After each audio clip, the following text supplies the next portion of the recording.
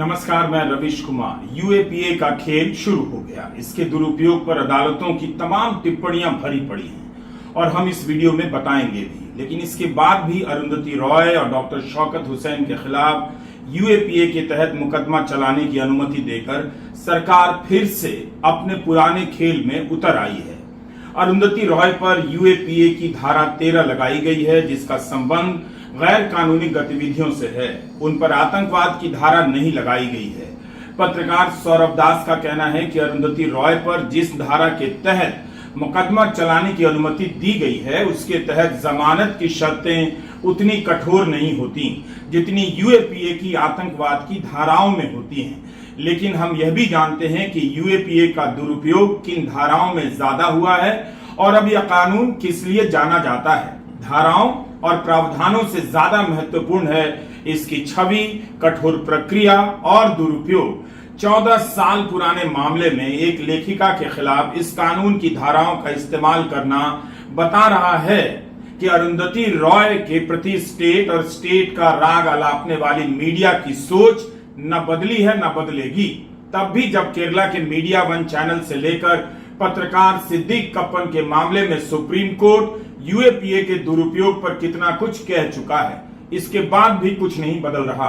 Delhi police ने कारवां पत्रिका के 3 पत्रकारों को 4 साल के बाद यह जानकारी दी कि 2020 से उनके खिलाफ गंभीर धाराओं के तहत एफआईआर दर्ज है। कई बार लगता है कि अदालतों की यह टिप्पणियां सरकार के लिए नहीं होती, वरना कुछ तो असर होता। सैकड़ों चैनलों और अखबारों में लिखे जा रहे एक एक शब्दों को गुलाम बनाने के बाद भी उससे कुछ आजाद शब्दों से, चेहरों से इतनी नफरत है कि उनका लिखा जाना, उनका बोला जाना उसे आतंकवाद नजर आता है। अरुंधति रॉय और प्रोफेसर हुसैन, यह दोनों के मामले दिल्ली पुलिस के कार्य क्षेत्र में आते हैं और दिल्ली पुलिस केंद्रीय गृह मंत्रालय के तहत आती है। वही मंत्रालय जिसका जिम्मा एक बार फिर से अमित शाह के पास है। चुनाव के ठीक पहले ब्रिटेन के अखबार गार्डियन ने अमित शाह पर अतुल देव की विस्तृत रिपोर्ट छापी। इस लेख में अरुंधति रॉय का एक बयान है जहां उन्होंने कहा कि मोदी में एक आकर्षण है और उनके बारे में सबसे खतरनाक बात शायद यही है। मगर अमित शाह एक तार वाला साज हैं जिससे सिर्फ डर का सुर निकलता है। अंग्रेजी का उनका वाक्य इस तरह से है, Amit Shah is a single string instrument, the only note he can strike is fear. लगता है फिर से उसी डर का एहसास कराने का खेल शुरू होने जा रहा है। अरुंधति रॉय के मामले में 2010 में दायर एफआईआर के आधार पर दिल्ली पुलिस को कार्रवाई करने की अनुमति दी गई है। सुशील पंडिता नाम के कश्मीरी सामाजिक कार्यकर्ता ने 28 अक्टूबर 2020 को एक एफआईआर कराई थी। इसमें उन्होंने 21 अक्टूबर 2010 के एक कार्यक्रम का जिक्र किया जिसमें अरुंधति रॉय और शेख शौकत हुसैन के दिए गए बयानों का हवाला है। एफआईआर में कहा गया है कि इस कार्यक्रम में ऐसे मुद्दों पर बात की गई जो कश्मीर के भारत से अलग हो जाने से जुड़े थे। इस एफआईआर में अलगाववादी नेता सैयद अली शाह गिलानी और दिल्ली यूनिवर्सिटी के प्रोफेसर SAR गिलानी का नाम भी शामिल था। दोनों ही अब इस दुनिया में नहीं है। मीडिया रिपोर्ट में लिखा है कि सुशील पंडित की एफआईआर के अनुसार इस कार्यक्रम में अरुंधति रॉय ने यह कहा कि कश्मीर कभी भी भारत का हिस्सा नहीं था। भारत की सेना ने इस पर जबरन कब्जा जमाया हुआ है और भारत से जम्मू कश्मीर की आजादी के लिए हर संभव प्रयास किया जाना चाहिए। इस मामले में पिछले साल अक्टूबर में उपराज्यपाल VK सक्सेना ने आईपीसी की 3 धाराओं के तहत मुकदमा चलाने का आदेश दिया। 14 सालों में कश्मीर का स्वरूप कितना बदल गया है। जिस अनुच्छेद 370 के बारे में कहा जाता रहा कि वह कश्मीर को भारत से अलग करता है, उसी के बारे में सुप्रीम कोर्ट ने कहा है वह जम्मू कश्मीर को किसी भी प्रकार की आंतरिक संप्रभुता नहीं दे रहा था। लेकिन आपको इतना बड़ा झूठ बुलवाया गया, बताया गया और यह अपराध नहीं। 10 साल से कश्मीर में विधानसभा का चुनाव नहीं हुआ। सरकार के पास कश्मीर के बारे में कहने और करने के लिए कितना कुछ है, मगर 14 साल पुराने बयान को एक बार फिर से घुमाया जा रहा है ताकि कश्मीर से जुड़े बाकी सभी सवालों से ध्यान हट जाए। दिल्ली के उपराज्यपाल को जनता का काम छोड़कर पानी का संकट छोड़कर, बिजली का संकट छोड़कर अरुंधति रॉय की लिखी किताबों को अब पढ़ ही लेना चाहिए। उनमें जरूर कुछ ना कुछ ऐसा मिल ही जाएगा। अगर शब्द ना मिले, वाक्य ना मिले, तो क्या पता कॉमा मिल जाए, फुल स्टॉप मिल जाए, सेमीकोलन मिल जाए, जिसे देश के लिए खतरा बताकर अरुंधति रॉय पर यूएपीए का मुकदमा चलाया जा सके। अगर जांच एजेंसियों के अफसरों की अंतरात्माएं इन दिनों उदास रहने लगी हैं, तो उन्हें मिनिस्ट्री ऑफ अटमोस्ट हैप्पीनेस जैसी किताब पढ़नी चाहिए। माई सिडिशियस हार्ट में तो पक्का कुछ न कुछ मिल जाएगा, जिसे लेकर अरुंधति रॉय पर यूएपीए के तहत मुकदमा चलाया जा सकता है। अफसर लंच टाइम में इस पर विचार कर सकते हैं कि किसी का दिल देशद्रोही कैसे हो सकता है। दिल से तो गुलाब का फूल खिलता है। इस बात को लेकर अफसर लंच के बाद अपनी फाइलें मोटी कर सकते हैं कि दिलों का सिडिशियस होना संप्रभुता के लिए खतरा है। इसलिए देशद्रोह की धारा के तहत लेखिका के खिलाफ मुकदमा चलना चाहिए, और कुछ नहीं तो अलजेब्रा ऑफ इनफाइनाइट इनजस्टिस में तो कुछ ना कुछ मिल ही जाएगा। जिस देश में 5-5 साल जेल में रहने के बाद जमानत मिलती हो, इतने साल जेल में रखा जाता हो और जमानत मिलते समय कहा जाता हो पर्याप्त सबूत नहीं है, उस देश में लेखिका अन्याय को अनंत कैसे कह सकती है। 10 साल बाद न्याय तो मिलता ही है, यह भी तो उन पर यूएपीए चलाने का आधार हो सकता है। और अगर सरकार ने तय ही कर लिया है कि वह कविताओं और कहानियों में आतंकवाद ढूंढ कर रहेगी, उनके लेखकों को जेल में बंद करेगी, तो फिर उस सरकार के लिए प्रार्थना की जा सकती है। आम जनता को समझना चाहिए कि ऐसे लिखने वाले नहीं होंगे तो फिर आप अपने बच्चों को पढ़ा लिखा बनाने का सपना नहीं देख सकते। अरुंधति रॉय जैसे लोगों के बिना समाज बौद्धिक गुलामी में जीने लग जाता है। अरुंधति रॉय ने जो लिखा है, जो बोला है, वह सब उनके लिखने और बोलने के दिन से इस धरती पर मौजूद है, और उसकी वजह से इस धरती पर कहीं भी अशांति, धार्मिक शत्रुता नहीं फैली है, ना किसी मुल्क की संप्रभुता को खतरा पहुंचा है। समाज में जहर फैलता है उन सैकड़ों लोगों से जो एक अपनी हाउसिंग सोसाइटी में एक अकेली मुस्लिम महिला के रहने के खिलाफ प्रदर्शन करने लग जाते हैं। वडोदरा कॉरपोरेशन ने 450 से अधिक लोगों को घर दिया, उसमें एक मुस्लिम महिला को घर मिला तो हिंदू लोग खतरे में आ गए, प्रदर्शन करने लग गए। नफरत की राजनीति ने राज्य और जनता का ये हाल कर दिया है। कानूनी कार्रवाई ऐसे लोगों के खिलाफ होनी चाहिए, तो एक लेखिका को निशाना बनाया जा रहा है। 14 साल पुराना मामला है। अरुंधति रॉय और शेख शौकत हुसैन पर यूएपीए की धारा के तहत मुकदमा चलाने की अनुमति यह बता रहा है कि न्यायपालिका पर सरकार के कुछ हिस्से का ज्यादा ही भरोसा हो गया है। आखिर वह किसके भरोसे ऐसा करती जा रही है, जबकि कई मामलों में हाई कोर्ट से लेकर सुप्रीम कोर्ट तक ने यूएपीए की धाराओं के राजनीतिक दुरुपयोग को लेकर कठोर आलोचना की है। हम यह भी देख चुके हैं कि कर्नाटका हाईकोर्ट ने बीजेपी नेता और पूर्व मुख्यमंत्री बीएस येदियुरप्पा के मामले में क्या कहा है, यही कि वे ऐरे गहरे नत्थु खैरे नहीं हैं जिन्हें गिरफ्तार किया जाए। मुख्यमंत्री रहे, लेकिन दिल्ली के मुख्यमंत्री अरविंद केजरीवाल को ऐरे गहरे की तरह घर से उठाकर जेल में डाल दिया गया। सुप्रीम कोर्ट में सरकारी वकील कितने तर्क देते रहे कि सीएम को बेल कैसे दी जा सकती है, उन्हें भी आम नागरिक की तरफ देखना चाहिए।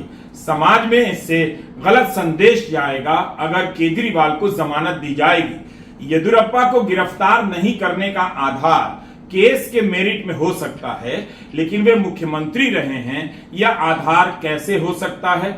इसे लेकर लोग सोशल मीडिया के प्लेटफॉर्म पर केजरीवाल और येदियुरप्पा की तुलना करने लग गए कि बीजेपी के नेताओं के लिए कानून भी अलग है, कानून की व्याख्या भी। वैसे अरुंधति रॉय को उनके पहले उपन्यास the God of small things के लिए बुकर पुरस्कार मिला था। उसमें परिवारों के भीतर हिंसा के मानसिक दुष्प्रभाव के साथ बच्चों के यौन शोषण की क्रूर तस्वीर पेश की गई। येदियुरप्पा के खिलाफ भी एक नाबालिग के यौन शोषण का मामला दर्ज हुआ है।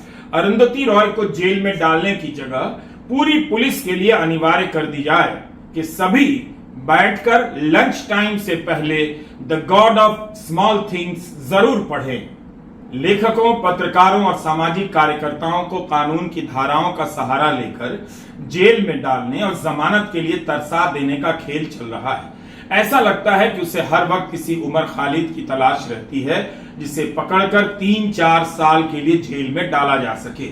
दुनिया का यही इतिहास इन बातों से भरा पड़ा है, जहां कोर्ट के भीतर बैठे लोगों का सहारा लेकर कानून की धाराएं बदलकर नए कानून बनाकर समाज पर हमला किया गया है। हमने देखा कि कोलकाता हाई कोर्ट के जज रिटायर होने के अगले दिन बीजेपी में शामिल हो गए। एक जज आरएसएस में लौटने का ऐलान करने लग गए। प्रोफेसर अल्पा शाह ने भीमा कोरेगांव केस पर मोटी किताब लिखी है। 500 पन्नों की यह किताब हार्पर कॉलिंस से छापी गई है और इंटरनेट से मंगाई जा सकती है। जरूर पढ़िए ताकि आपको पता चले कि आम लोगों, सामाजिक कार्यकर्ताओं, वकीलों, लेखकों, शिक्षकों को रातों रात गिरफ्तार कर सालों साल के लिए जेल में डाल देना, ऐसा करके देश भर में डर का साम्राज्य खड़ा करना कितना आसान है और दमन की नीतियों को किस तरह से अब साध लिया गया है। स्टेट के भीतर एक अन्य स्टेट का गठन जैसा हो गया है, जिसने तरह तरह के तिगड़म लगाकर डर को लोगों के भीतर स्थापित कर दिया है। लोगों ने इसके मारे बोलना बंद कर दिया। जब जनता के बीच से जनता के लोग उठाकर जेलों में डाले जाएंगे तो बहुत कम आवाजें थीं जो सड़क पर और जेलों के बाहर सुनाई देती। हर गिरफ्तारी के बाद कब्रिस्तान की चुप्पी पसरती गई और ज्यादा गहरी होती गई, मगर इस चुप्पी को चीरती हुई कुछ आवाजें ऐसी थीं जो सुनाई देती रहीं इन 10 सालों के दौरान। उन्हीं में से एक आवाज थी अरुंधति रॉय की, जिनका जिक्र अल्पा शाह की इस किताब में बार बार आता है। गौतम नवलखा अब बेल पा चुके हैं, मगर अप्रैल 2020 में भीमा कोरेगांव केस में गिरफ्तार होने के बाद 4 साल तक जेल और हाउस अरेस्ट में रहे। उनकी गिरफ्तारी का ब्यौरा देते हुए अल्पा शाह ने लिखा है कि गौतम उस केस में गिरफ्तार अन्य लोगों से अलग पृष्ठभूमि के व्यक्ति रहे हैं। वे अपर मिडिल क्लास जीवन जीते हैं और जमीन पर पकड़ होने के साथ ही अंतरराष्ट्रीय मंच पर भी उनकी पहुंच है। अल्पा शाह लिखती हैं कि गौतम की दोस्त अरुंधति रॉय भी भारतीय स्टेट की नीतियों के अल्पसंख्यकों पर होने वाले प्रभाव की आलोचक हैं, कश्मीरी लोगों की आजादी की पक्षधर हैं और आदिवासियों के खिलाफ होने वाली काउंटर इमरजेंसी के खिलाफ लिख चुकी हैं। शाह ने लिखा है कि गौतम को गिरफ्तार करना सभी में डर पैदा करने का एक तरीका था। अगर गौतम नवलखा गिरफ्तार हो सकते हैं तो कोई भी हो सकता है। सुधा भारद्वाज, शोमा सेन, आनंद तेलतुंबडे को भी इसी केस में जेल में डाला गया। इस किताब में बार बार अरुंधति रॉय का नाम आता है, क्योंकि भीमा कोरेगांव केस को लेकर अरुंधति लगातार बोलती रही हैं। वृंदा ने अल्पा शाह से बात की।